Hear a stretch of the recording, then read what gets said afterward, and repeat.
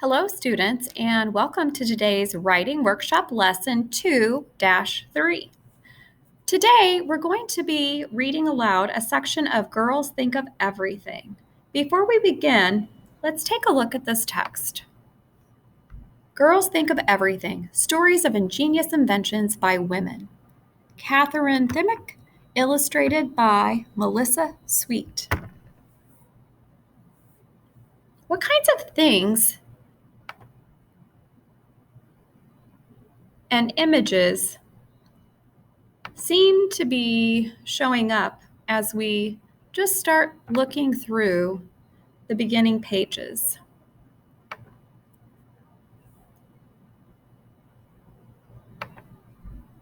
You might say, I noticed pictures of women and some inventions.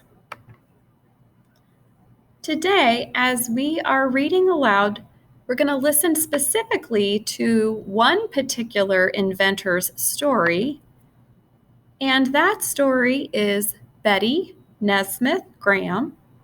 And Betty's story is about her experience inventing a product called liquid paper. And here it is. What do you think liquid paper is used for? Well, let me tell you, one of these inventions, liquid paper, is something that we still use today.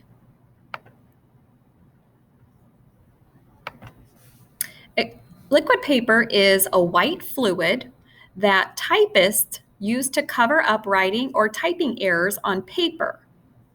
Now, let's remember, at the time when Betty Nesmith Graham invented liquid paper, everyone used typewriters, and if they wanted to make a copy, they had to make what was called a carbon copy. Correcting mistakes with these machines was messy and difficult. So Betty's invention really revolutionized how secretaries and business people worked. Liquid paper is still used today, even though we do not even use typewriters much at all anymore. Now let's read aloud the story of Betty Nesmith Graham and her invention of liquid paper. Betty Nesmith Graham, liquid paper. It all began with a mistake. Maybe she typed a G instead of an H, or maybe she left out a word. Regardless, in her determination to solve her typing problems, Betty Nesmith Graham developed a most creative solution. She invented liquid paper correction fluid, commonly called whiteout. It was a product that would revolutionize the business world and transform her from an executive secretary at Texas Bank and Trust into a self-made millionaire. At first, Betty tried to erase her typing errors, but the carbon ribbon used in the new electric typewriter made it impossible. The eraser simply smeared and smudged carbon ink all over her paper. Mistakes were professionally unacceptable, but what could she do? I was doing some artwork for Texas Bank on a freelance basis, trying to make a little extra money, Betty explained. And in lettering, an artist never corrects by erasing, but always paints over the error. So I decided to use what artists use. Betty filled a small glass bottle with tempera water-based paint and, along with a miniature paintbrush, brought it to work. She even colored the paint to blend with the stationery she was using. Her boss never even noticed. Her coworkers, however, knew she had developed a trick, and they continually begged her for her miracle masking mixture.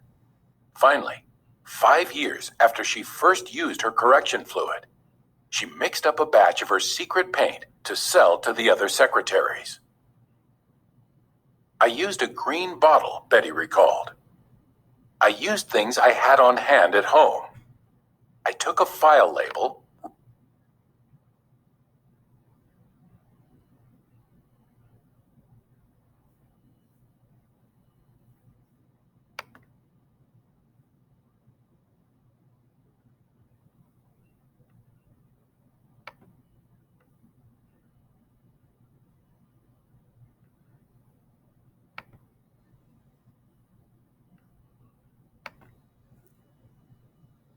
When she began making batches of mistake out, she had a 2-room manufacturing plant, her kitchen, and her garage.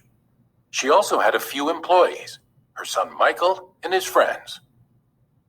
It wasn't long before Betty was supplying all the secretaries at the Texas bank with her fabulous invention. Several people, including an office supply dealer, strongly encouraged her to market the correction fluid to the general public. However, before she attempted an organized sales campaign, she thought the quality of the paint should be improved. Although it worked, the tempera she had been using took too long to dry, and it also left the paper wet. Unfortunately, she couldn't afford to hire a chemist to improve her product. I decided I would try to work out a formula myself, she said. I went to the library and found the formula for a type of tempera paint. A chemistry teacher from St. Mark's School helped me a little bit. I learned how to grind and mix paint from a man at a paint manufacturing company. Betty changed the name of her correction fluid from Mistake Out to liquid paper and set out to market her invention. Less than a year later, a trade publication called The Office included a brief article about liquid paper in its office supply catalog. More than 500 orders flooded in. The wheels of success had been set in motion. It wasn't long before Betty Nesmith Graham had triumphantly conquered the business world with nothing more than a tiny jar, some paint, and a brush. Oh yes, and a lot of ingenuity. Liquid paper was first mixed in a 5-gallon bucket and then poured into several plastic ketchup bottles. Betty and her employees then filled tiny green jars by squeezing the paint mixture neatly out of the ketchup bottles.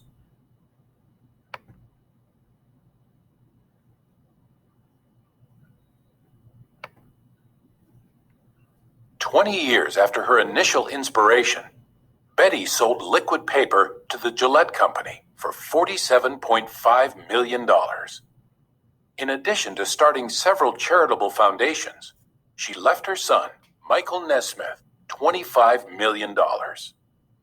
Michael was a popular musician in the 1960s group, The Monkees, and he invested much of his inheritance in a production company called Pacific Arts Studio. And wouldn't you know, Pacific Arts Studio used Michael's investment to become one of the pioneers in the music video industry. For several years, Betty signed all her correspondence B. Nesmith because she said she thought people would take her business more seriously if they believed a man was the president of the company.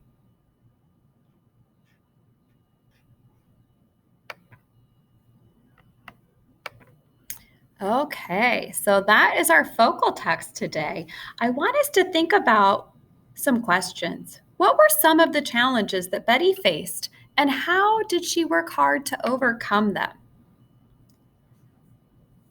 What made Betty a good inventor? This selection presents events in order in which they happen. Does anybody know what that's called? It's called chronological order. Let's look back at the start of the story and talk for a minute about the way some of the sentences look on the paper. Let's look down here, where these words in the third paragraph say, I was doing some artwork. Does anybody notice that the typing font is a little bit different here than the rest of the information? You might have wondered, why are these sentences in italics or the squiggly lined font? The answer is authors do this to show sometimes some words that they want to stand out to their reader. In this particular case, the author has used italics for the words here in the third paragraph and in other places of this story to show the reader that these are actual words or quotations that somebody in our story was speaking.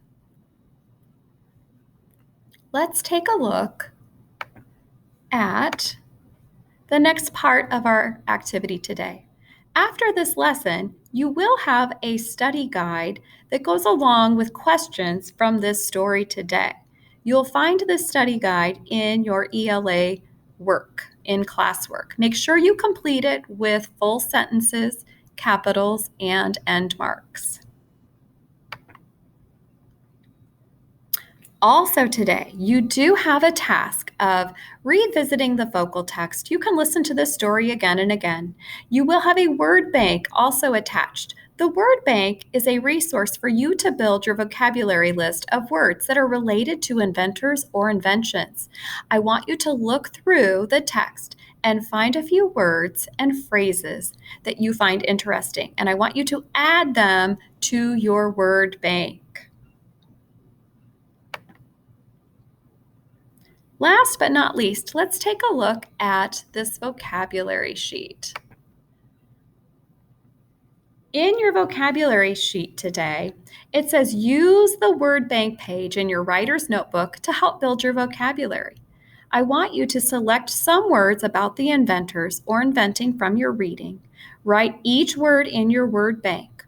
Also, I want you to name the part of speech that that word matches. Is it a noun? Is your word a verb? Is your word an adjective? Or is your word an adverb? If you aren't certain what those words are, let me tell you. A noun is a person, place, or thing. A verb is a word that shows action. Adjectives are words that describe a noun. And adverbs usually end in ly, and they describe verbs.